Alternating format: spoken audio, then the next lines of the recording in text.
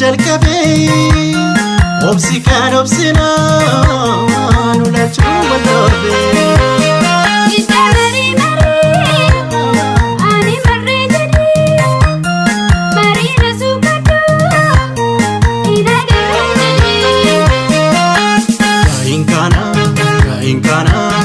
Amayomi nama kaditana.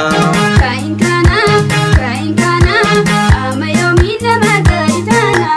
Ana nana sida bundendeu. Ana nana, ija kan kodura. Ana nana, akam balin nufi. Ana nana, wakanya ragura. Ana nana, hati ko fatike. Ana nana, kama kokolu. Ana nana, hati tinafkutu. Ana nana, dari mana daru. Marima, torbacha kenu pe harti chumba. Ya tamam ko, enyo sitagar si se manako. Andi kan ke kudu karadura. Assalamu alaikum jadejira. Alaikum assalam dalaneko. Sigo jiyam te disti karniko. Kain kana, amayomi nama kaditana. Kain kana, amayomi nama kaditana. Kain kana, amayomi nama kaditana.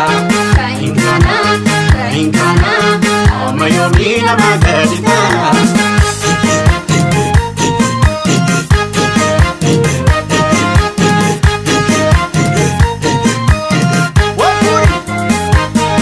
Osni karotina ulachuu jalqabee obsi kan obsinaan ulachuu wal dhoobee.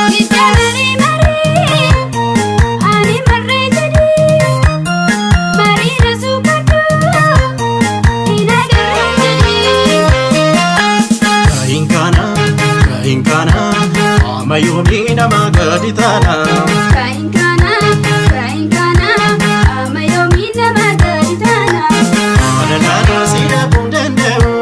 Ana nana, ija kan kodura. Ana nana, akam balin nufi. Ana nana, wakanya ragura. Ana nana, hati ko fatike. Ana nana, kama kokolu.